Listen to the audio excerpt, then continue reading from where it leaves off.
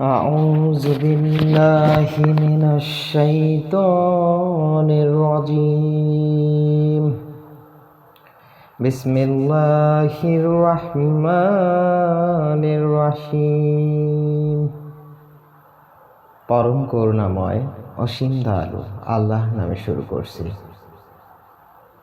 সম্মানিত ভিউয়ার্স, আসসালামু আলাইকুম। আশা করছি সকলে ভালো আছেন।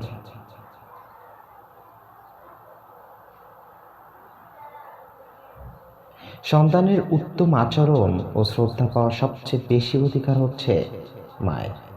সে মাকে কখনো কষ্ট দিও না। হযরত মুহাম্মদ সাল্লাল্লাহু আলাইহি ওয়াসাল্লাম।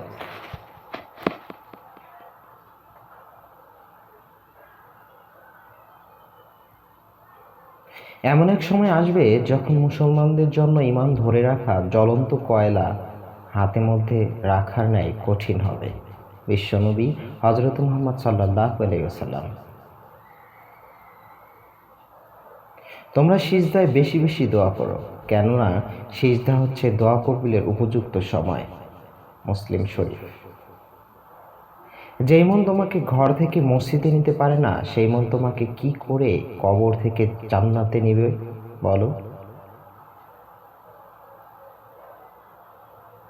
কাগজ দিয়ে অনেক কিছুই তৈরি করা হয়, তার মধ্যে সবচেয়ে উত্তম হচ্ছে আল কোরআন।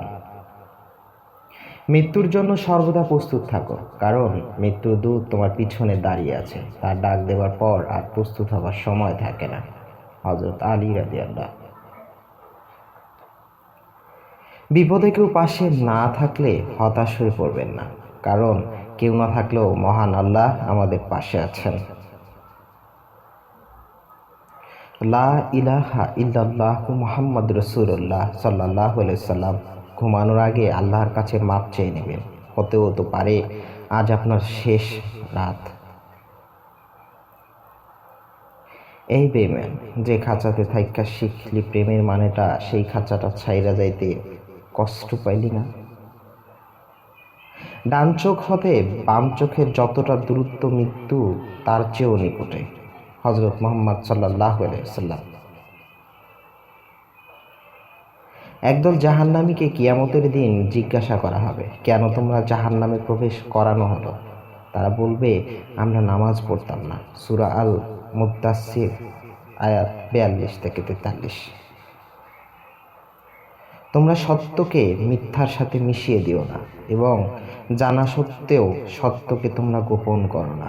সূরা বাকারা আয়াত 42। বড় সেলিব্রিটিকে ফলো না করে হযরত মুহাম্মদ সাল্লাল্লাহু আলাইহি ওয়াসাল্লাম